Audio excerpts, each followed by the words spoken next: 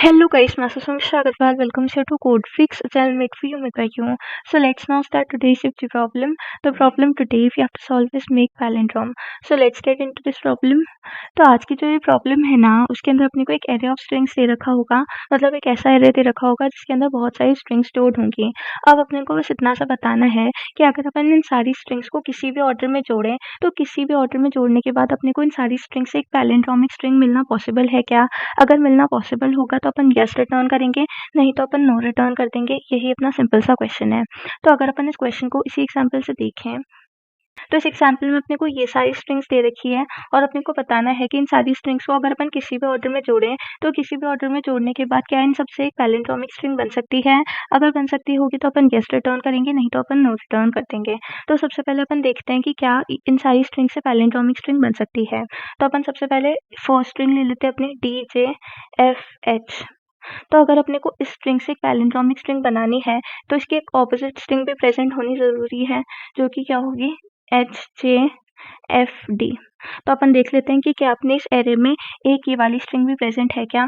तो हाँ, बिल्कुल प्रेजेंट है। मतलब इन दोनों स्ट्रिंग से अपन एक पैलिंड्रोमिक स्ट्रिंग बना सकते हैं। अगर इसी के साथ में मैं एक HFIJ को डाल दूं, तो अपनी ये एक पैलिंड्रोमिक स्ट्रिंग बन जाएगी। तो ये दोनों स्ट्रिंग से तो पैलिंड्रोमिक स्ट्रिंग बनाना पॉसिबल है। अब अपन इन दोनों स्ट्रिंग्स का देख लेते हैं। तो इन दोनों स्ट्रिंग्स में से अगर अपन फर्स्ट स्ट्रिंग को लें GADT को, तो इसका ऑपोजिट भी मिलना पड़ेगा। तो इसका ऑपोजिट क्या होगा? DTAG। तो अगर ये वाली स्ट्रिंग भी अगर अपने एरे में प्रेजेंट होगी, तो अपनी इन दोनों स्ट्रिंग से भी एक पैलिंड्रोमिक स्ट्रिंग बन जाएगी, जो कि प्रेजेंट है। मतलब इन दोनों स्ट्रिंग से भी एक पैलिंड्रोमिक स्ट्रिंग बन सकती है। तो अपनी स्ट्रिंग अपन क्या बनाएंगे कि पहले कोई सी भी एक स्ट्रिंग रख दो FH, फिर इन दोनों में से कोई भी एक स्ट्रिंग रख दो GADT, फिर वापस ये वाली जो स्ट्रिंग रखी थी अपन ने पहले, उसकी ऑपोजिट स्ट्रिंग रखेंगे अपन DAG, और फिर वापस अपन इसकी ये वाली ऑपोजिट स्ट्रिंग रख देंगे। ठीक है, तो ये बन जाएगी HJFD। ठीक है, अपनी चारों स्ट्रिंग्स काम में आ गई है। अपन ने चारों स्ट्रिंग्स को किसी भी ऑर्डर में अरेंज कर दिया है, और ऑर्डर में अरेंज करने के बाद ये जो अपनी फाइनल स्ट्रिंग बनी है, ये एक पैलिंड्रोमिक स्ट्रिंग है। तो अपन यस रिटर्न कर देंगे कि अगर अपन इन सारी स्ट्रिंग्स को किसी भी ऑर्डर में अरेंज करें, तो अपने एक पैलिंड्रोमिक स्ट्रिंग बनना पॉसिबल है। तो अपन ने यस रिटर्न कर दिया है। तो अपन क्वेश्चन बहुत ही अच्छे से समझ चुके हैं। अब अपन देख लेते हैं कि अपन इसको सॉल्व कैसे करेंगे। तो इसको सॉल्व करना तो यार सिंपल है, और उसके आधे से ज़्यादा अप्रोच तो आप समझ भी चुके होंगे कि अपन क्या करेंगे। अपन एक बार में एक स्ट्रिंग को लेंगे और उसका रिवर्स भी स्टोर करवा लेंगे। फिर अपन क्या करेंगे, अपन हर स्ट्रिंग के लिए चेक करेंगे कि क्या उसका रिवर्स भी अपने एरे में प्रेजेंट है। अगर उसका रिवर्स भी प्रेजेंट होगा, तो उन दोनों स्ट्रिंग से अपन एक पैलिंड्रोम बना सकते हैं। और ऐसे ही अपन हर स्ट्रिंग के लिए चेक कर लेंगे। अगर हर स्ट्रिंग से अपन एक पैलिंड्रोम बना पाएंगे, तो अपना क्या होगा कि अपनी सारी स्ट्रिंग के कॉन्कैटिनेशन से भी एक पैलिंड्रोमिक स्ट्रिंग बन जाएगी। और उस केस में अपन यस रिटर्न कर देंगे, नहीं तो अपन नो रिटर्न कर देंगे। क्योंकि अगर एक भी स्ट्रिंग के लिए अगर उसकी ऑपोजिट स्ट्रिंग, मतलब उसकी रिवर्स स्ट्रिंग प्रेजेंट नहीं हुई, तो अपन उसको कॉन्कैटिनेट करके एक पैलिंड्रोमिक स्ट्रिंग नहीं बना पाएंगे। तो अपन उस केस में नो रिटर्न कर देंगे। ठीक है, तो एक बार अपन इस अप्रोच को इम्प्लीमेंट करके देखते हैं। तो सबसे पहले अपनी स्ट्रिंग क्या है? DJFH। तो इसका ऑपोजिट क्या होगा? इसका ऑपोजिट होगा HFJT। ठीक है, तो अपन ने अपनी स्ट्रिंग को भी स्टोर कर लिया है और अपनी रिवर्स भी स्टोर कर लिया है स्ट्रिंग की। फिर अपनी नेक्स्ट स्ट्रिंग क्या है? अपनी नेक्स्ट स्ट्रिंग है GADT। इसका ऑपोजिट क्या होगा? इसका ऑपोजिट होगा TDAG। ठीक है, फिर अपनी नेक्स्ट स्ट्रिंग क्या है? HFJD। इसका ऑपोजिट क्या हो जाएगा? DJFH।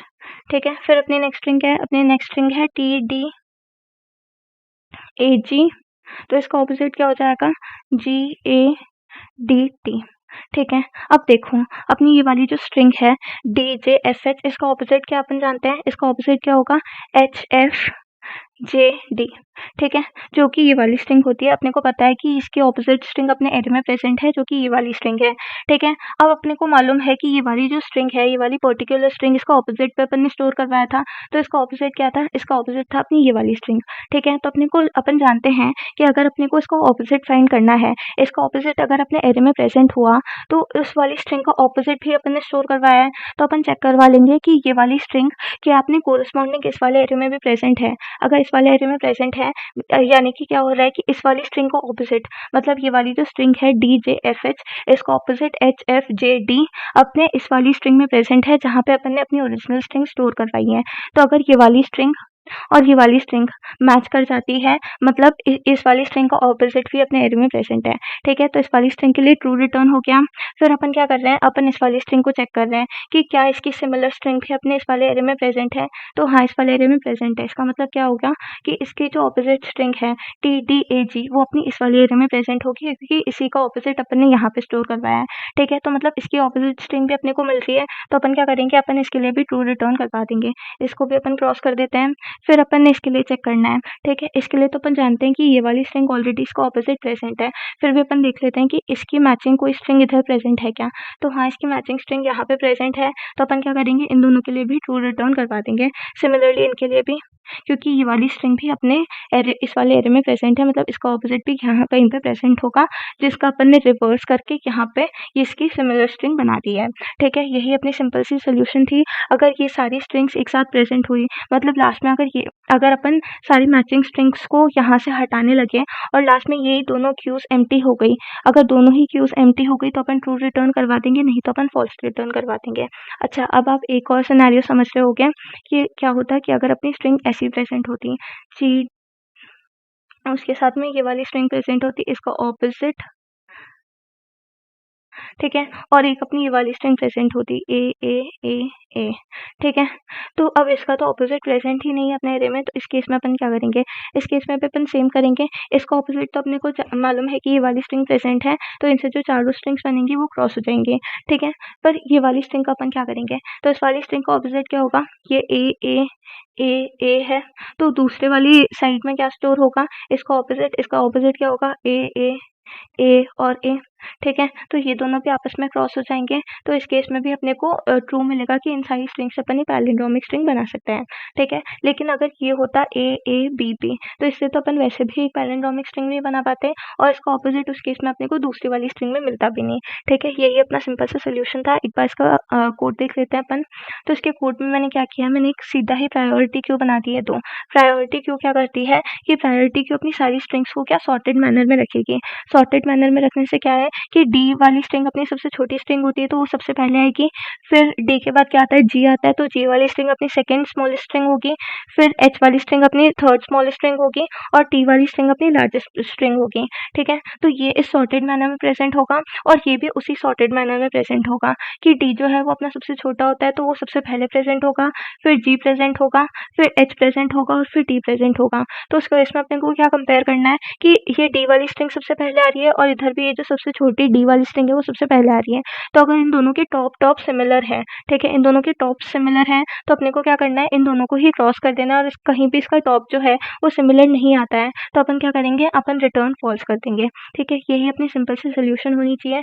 तो मैंने सबसे पहले प्रायोरिटी क्यू बना लिया है, फिर मैं प्रायोरिटी क्यू में स्ट्रिंग और उसका रिवर्स दोनों स्टोर करवाती जा रही हूँ, ठीक है। Q1 में क्या करती हूँ, मैं अपनी स्ट्रिंग्स को, ओरिजिनल स्ट्रिंग्स को स्टोर करवा रही हूँ, और Q2 में अपनी रिवर्स स्ट्रिंग्स को स्टोर करवा रही हूँ, ठीक है। तो Q1 में तो मैंने क्या किया, एरे की ith वैल्यू को स्टोर करवा दिया। फिर मैंने क्या किया, एरे की ith वैल्यू को मैंने रिवर्स किया है, और फिर उसको Q2 में स्टोर करवा दिया है। फिर मैंने एक चिग्गी नाम का वेरिएबल बनाया है, जिसके अंदर मैं स्टोर करूंगी कि कहीं पे भी अपने टॉप्स जो है वो सिमिलर नहीं आ रही हो। तो क्या करूँ, कहीं पे भी अपने टॉप सिमिलर नहीं आ रहे हो, तो अपन क्या करेंगे, इस चिग्गी को अपन 1 कर देंगे, और फिर लास्ट में अपन चेक करेंगे कि अगर 1 आ रहा है अपना चिग्गी तो रिटर्न 0 कर दो, नहीं तो अपना रिटर्न 1 हो जाएगा, ठीक है। तो अपन क्या करेंगे, अपन ने सबसे पहले इटरेट करना चालू किया अपनी पूरी क्यू के अंदर। फिर अपन ने देखा कि क्या अपने क्यू का टॉप और अपने Q2 का टॉप दोनों सिमिलर नहीं है। अगर सिमिलर नहीं होंगे तो अपन क्या करेंगे, चिग्गी को 1 कर देंगे और ब्रेक कर देंगे, और फिर लास्ट में अपने को चिग्गी 1 मिलेगा तो अपन रिटर्न 0 कर देंगे। और अगर ऐसा नहीं हो रहा है तो अपन Q1 में से भी पॉप करवा देंगे उसका टॉप, और Q2 में से भी अपन पॉप करवा देंगे। फिर अपन नेक्स्ट टॉप्स के लिए चेक करेंगे कि क्या वो दोनों भी सिमिलर हैं। अगर वो सिमिलर होंगे तो अपन फिर से पॉप करवाते जाएंगे, और लास्ट में अपनी क्यू एम्प्टी हो जाएगी तो अपन रिटर्न 1 कर देंगे, और कहीं पे भी अगर अपना सिमिलर नहीं आया तो अपन रिटर्न 0 कर देंगे। यही अपना सिंपल से सोल्यूशन होगा। एक बार सबमिट करके देखते हैं।